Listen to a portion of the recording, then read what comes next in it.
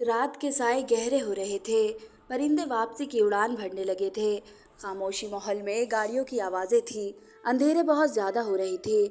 मेरे जहन में बार बार अपनी बेटी का ख्याल आ रहा था। मैं पहली बार अपनी बेटी के ससुराल रहने जा रही थी। इससे पहले मैं रहने के लिए नहीं गई थी। मेरी बेटी मुझसे मिलने के लिए बहुत कम आया करती थी और जब भी आती थी उदास रहती थी। शुरू शुरू तो वह मेरे दामाद के साथ मुझसे मिलने के लिए आती थी, लेकिन जब से मेरा दामाद घर से बाहर गया था तब से लेकर उसने मायके में कदम नहीं रखा था। मैं वजह पूछती तो कहती थी, माँ मेरा घर बहुत अच्छा है, मेरी सास बहुत अच्छी है और मैं अपने घर में बहुत ज़्यादा खुश हूँ और इसी वजह से मेरा घर आने जाने का दिल नहीं करता है। बस फ़ोन से बात हो जाती थी। मोबाइल में भी जब वह बात किया करती थी तो बहुत उदास सी महसूस होती थी, लेकिन मैं अपने आप पर हैरान हूँ कि मुझे अपनी बेटी की उदासी क्यों समझ में नहीं आई थी। हालांकि मैं माँ हूँ और माँ ऐसी बातें बहुत जल्दी समझ जाती है, लेकिन मैं कैसी माँ थी जो मैं अपनी बेटी की तकलीफ को समझ ही नहीं पाई। उसने मुझे कोई इशारा तक नहीं दिया कि वह किस कयामत से गुजर रही है। मैं तो उसकी शादी करा कर बिल्कुल लापरवाह हो गई थी कि वह बहुत अच्छे घर में गई है। मेरा दामाद बहुत अच्छा है और मेरी बेटी की शादी बहुत अच्छे घर में हुई है। मुझे नहीं मालूम था कि बेटी के ससुराल जाकर मुझ पर इस किस्म के मसले होंगे जिसे सुनकर मेरी रूह भी कांप जाएगी। क्या दुनिया में ऐसा भी कुछ होता है? मुझे नहीं पता था। मैं तो एक आम सी रहम दिल वाली औरत थी। मेरा दिल बहुत साफ था। मेरा घर बहुत छोटा सा था, लेकिन अपनी बेटी ससुराल के राज जो मुझे पता चले वे इतने खौफनाक थे कि जिससे पर्दा उठने के बाद इंसानियत से ही एतबार उठ जाएगा। मैं अपनी बेटी की दुआ कर रही थी कि खुदा उसे रहमत से नवाजे। जैसे ही मैं अपनी बेटी के घर गई मुझे मेरी बेटी ने कमरा दिया था। मैं वही बेड पर बैठी थी जबकि मेरी बेटी मेरे पास लेटी बार बार उठे जा रही थी और अपने कमीज़ के दामन को पकड़े जा रही थी। मेरी बेटी इतनी खूबसूरत थी कि वह लाल सुर्ख गुलाब के जैसी खूबसूरत और उसका चेहरा अंधेरे में भी चमकता हुआ था। ऊपर वाला उसकी झोली भरने वाला था। उसके चेहरे पर ममता का ऐसा रूप था कि देखने वाला दंग रह जाता, लेकिन उसकी रंगत में अब दर्द ही झलक रही थी। मेरी गोद में सर रखे वह अपनी आंखें बंद करके लेटी थी, लेकिन एक बेचैनी सी उसके चेहरे पर एक डर सा लग रहा था जो मुझे बयां नहीं कर पा रही थी। न जाने वह किस बात से बार बार कमरे के दरवाजे को देख रही थी। मैं उसकी सारी हरकतों को नोटिस कर रही थी। दरवाज़ा खोलने की आवाज़ आई और मेरी बेटी ने ऊपर पड़ी चादर को मुट्ठी में बंद कर लिया। उसका चमकता हुआ चेहरा बिल्कुल लाल हो गया था। उसकी आंखों में बहुत कुछ नजर आ रहा था। मैंने दरवाजे से आने वाले वजूद को देखा। वह मेरी बेटी के सास थी। वह भारी भरकम वजूद वाली औरत थी और चेहरे पर चश्मा लगा हुआ था। देखने में इतनी रहमदिल मालूम होती थी। वह मुंह पर मुस्कुराहट सजाए हुए कमरे में आई, मेरी बेटी को अपने साथ ले जाने के लिए कह रही थी। उसने अपना चेहरा मोड़े मुझे देखा। उसकी आंखों में एक सिफारिश सी थी जैसे, लेकिन कैसी हो मैं समझ ना सकी थी। उसने आकर भरी मोहब्बत से मेरी बेटी को देखते हुए कहा कि चलो तुम्हारी मालिश कर दूं। लेकिन मेरी बेटी के सांस ऊपर का ऊपर नीचे का नीचे थी और माथे पर पसीने की बूंदें चमक उठी थी। वैसे भी तुम्हारे आराम का वक्त है, आकर सो जाओ। उसने मेरी बेटी का हाथ पकड़ा और मेरी बेटी ने एक नज़र मुझसे देखा, लेकिन उसकी सास उसे लेकर वहां से चली गई थी। मैं समझ न सकी थी कि मेरी बेटी अपनी सास से क्यों डर रही थी। वह तो चली गई थी, लेकिन मेरे लिए बहुत से सवाल छोड़ गई थी। उसका चेहरा सब कुछ बयां कर रहा था कि वह आखिर मेरे पास से जाने से क्यों डर रही थी। लेकिन मैं अपनी दवाई लेते ही सो गई थी। मेरा इरादा अपनी बेटी से सब कुछ पूछने का था। सुबह होते ही मैं उसे सब कुछ पूछना चाहती थी। आखिर माजरा क्या है? मैं सुबह जल्दी उठने की आदी थी, इसलिए सुबह ही उठ गई थी। मैं बाहर गई, सहन के चक्कर लगाने लगी। मेरी बेटी के कमरे का दरवाज़ा बंद था। मेरे जहन में बार बार अपनी बेटी के डर की वह तस्वीर याद आ रही थी कि वह अपनी सास को देखकर इतना क्यों डर गई थी।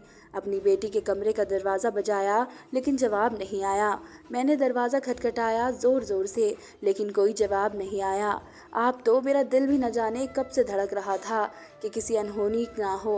मैं लगातार दरवाज़ा बजाती रही। उसी वक्त दरवाज़ा खुला। मैंने सामने देखा जहाँ मेरी बेटी थी। उसकी सूजी आंखें उसके रात के रोने की दास्तां को बयां कर रही थी। उसकी आंखें बिल्कुल लाल हो रही थी। मेरा दिल बहुत ज़्यादा घबरा उठा। अपनी बेटी की हालत देखकर मैंने उसे अपने तरफ लगाते हुए दरवाजे से अंदर झांक कर देखा।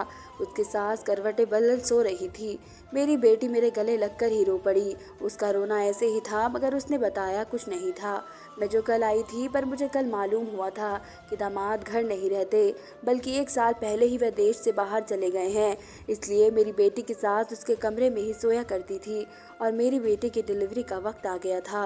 लेकिन दामाद बाहर है और मेरी बेटी ने मुझे चुप करा दिया, ये कहकर कि वे आ जाएंगे। लेकिन कब, इसका जवाब तो मेरी बेटी के पास भी नहीं था। मैं अपनी बेटी को लेकर अपने कमरे में आई और उसे दूध पिलाया। मैंने उससे बहुत ज़्यादा पूछा कि तुम्हारी सास तुम्हारे साथ क्या करती है, लेकिन वह खौफ से डरी हुई थी। मैं भी खामोश हो गई थी। मुझे उसकी सास बहुत अजीब सी औरत लगी थी, जो मेरी बेटी को देखकर बार बार मुस्कुरा रही थी, उसे अपने साथ लगाती हुई उससे प्यार करती। ये सब देखकर मेरा दिमाग चकरा रहा था। मैं बाहर आ गई थी। मेरा दामाद बहुत ही अमीर था, बंगला, गाड़ी, सब कुछ उसके पास था। मेरी बेटी ऐश कर रही थी, पर मेरे दिल में वहम था। रात हुई तो मेरी बेटी मेरे कमरे में मेरे पास दुपक कर बैठी थी। मैंने भी सोचा कि आज जान कर रहूंगी कि आखिर वजह क्या है। मैं अपनी बेटी को अपने बिस्तर में लिटा दिया। वह काफ़ी थकी सी मालूम हो रही थी, इसलिए जल्दी ही सो गई। मैं अपनी बेटी के सास के आने से पहले ही खुद अपनी बेटी की चादर ओढ़े और सास के पास चली गई। कमरे में बहुत ज़्यादा अंधेरा था। उसकी सास उसे खिड़की की तरफ खड़ी थी और अपना चश्मा सही कर रही थी और बेड पर बैठ गई, जबकि अंधेरे में मुझे कुछ गिरने की आवाज़ आई और वो चश्मा था। अच्छा था कि उसका चश्मा गिर गया। उसने मुझे इशारे से अपने करीब बुलाया। मैं कदम कदम चलती चलती उसके पास जा पहुंची थी और बिस्तर पर लेट गई थी। फिर जो हुआ, मेरा दिल हलक को आ गया। मेरी बेटी की सास मुझे अपनी बहू समझकर वह सब कर रही थी जो रोज़ाना मेरी बेटी के साथ हुआ करता था। मुझे उस औरत से नफरत हो गई, जो औरत होकर एक औरत के साथ ऐसा भी कर सकती है, जिन्हें खौफ ही नहीं था कि वह क्या कर रही है। ऐसी औरतों के दिल में क्यों प्यार नहीं रहता। मेरा दिल मेरी बेटी को सोच सोच कर फट चुका था। मेरी बेटी इतनी बड़ी परेशानी से रोज़ सहती थी। वह इतनी बहादुर हो गई थी कि वह सब कुछ बर्दाश्त कर लेती थी। वह तो मेरी गुड़िया थी, जिसे मैंने मोहब्बत से पाला था। इतनी तकलीफ़ कैसे वह बर्दाश्त कर रही थी। उसे तो सुई ही लगती थी तो वह रोने लग जाती थी, और इन सब में वह ये सब कुछ बर्दाश्त कर रही थी, वो भी खामोशी से। मुझे अपनी बेटी पर बहुत तरस आया, जो इतने दिन से सब कुछ सह रही थी। सुबह होते ही मैं उसके सास के कमरे से बाहर आ गई थी। मैं लॉन में टहल रही थी और बहुत कुछ सोच रही थी कि मेरी बेटी पेट से है। इस दौरान उसके साथ ये सब कुछ उसकी जान लेने के बराबर था। मेरी आंखें भीग गई थी। मुझे जब कुछ सोचा और मैंने चुपके से अपनी बेटी का मोबाइल उठाया, और ये देखकर मुझे बहुत ज़्यादा हैरानी होने लगी थी कि मेरी बेटी ने पिछले 8 महीने से अपने पति से बात तक नहीं की थी। आखिर ये सब क्या हो रहा था। उसकी बेटी इतना कुछ छुपाए क्यों बैठी थी। मैंने दामाद का नंबर लिया और उसे कॉल कर डाली। पहले तो वह मुझे पहचान नहीं पाया, लेकिन मैंने उसे अर्जेंट आने के लिए कहा। वह ज़रा चौंक गया था। मुझे लगा कि वह नहीं आएगा, मना कर देगा।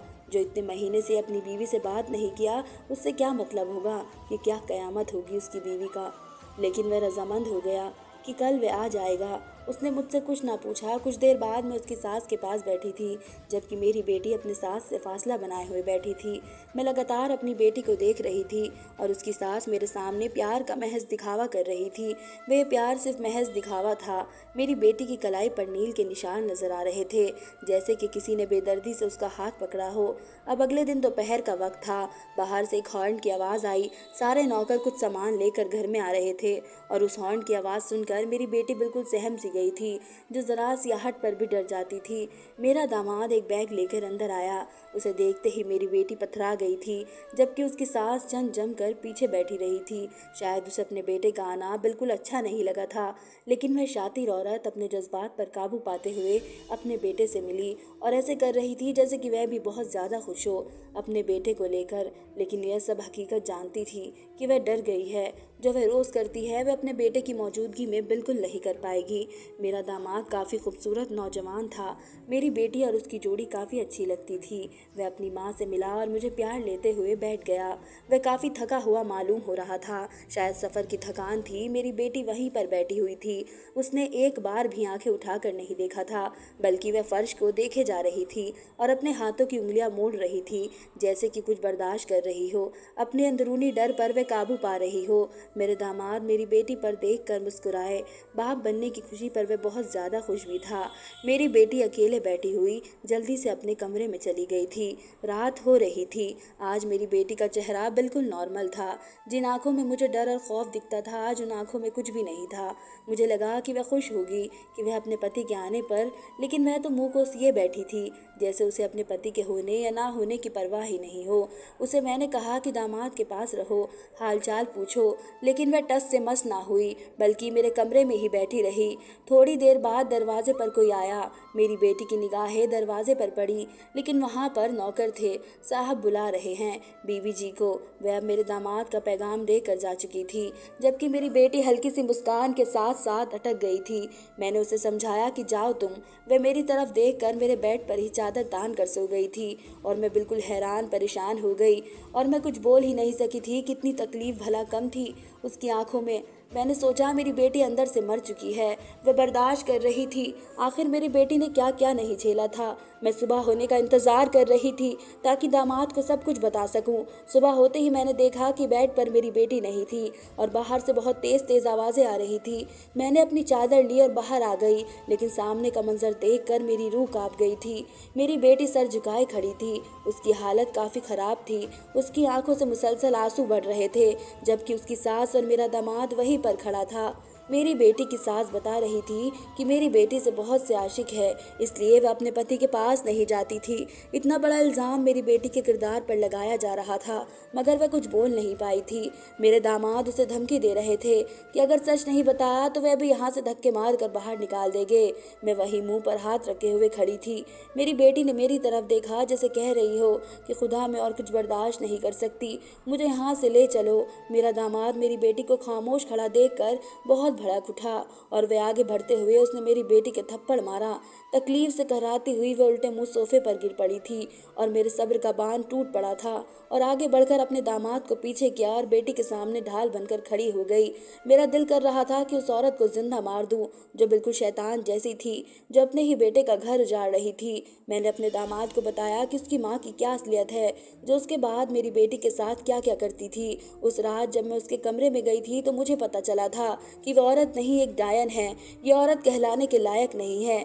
मैंने अपनी बेटी को संभाला जो बिल्कुल तकलीफ में पड़ी हुई थी। मेरा दामाद होठ भींच कर खड़ा था, उसके माथे पर गुस्सा दिख रहा था। मेरी बेटी को रोज ये औरत पीटता करती थी, जानवरों की तरह, बगैर उसकी हालत का लिहाज करते हुए, जानते हुए कि वह अपने दामाद को कहा, और वह नजरें चुरा गया। मेरी बेटी औलाद पैदा करने वाली है, तुम्हारा खून है, लेकिन बदकिस्मती से वह लड़की को जन्म देगी जो कि तुम्हारी माँ को बिल्कुल भी गवारा नहीं है, क्योंकि वह बेटा चाहती है। पूछो अपनी माँ से कि वह रोज़ मेरी बेटी को चुटिया के बालों से पकड़कर कितने ताने देती है, कितना मारती है। इसका पूरा जिस्म जख्मी है। ये औरत मेरी बेटी को मार देना चाहती है। वह चाहती है कि पोता हो। मैंने अपने दामाद को देखते हुए अफसोस से कहा कि वह इतने महीने से कैसे बेखबर रहा अपनी बीवी से, जबकि मेरी बेटी के साथ साथ जो हो रहा था, और चिल्ला कर कह रही थी कि मैं झूठ कह रही हूँ। मेरे दामाद ने मेरी बेटी को देखकर कहा जो अभी भी रो रही थी। फिर उसने अपनी माँ को देखा और वह औरत उसे यकीन दिला रही थी कि ऐसा कुछ नहीं है। मेरा दामाद हल्के से कदम उठाकर मेरी बेटी के पास आया और उसकी कलाई थाम ली। मेरी बेटी ने सिसकते हुए पीछे होना चाहा, पर मेरे दामाद ने उसकी कलाइयों से कमीज का बाजू ऊपर किया और उसकी बाजू पर कई जगह जगह पर निशान लगे हुए थे।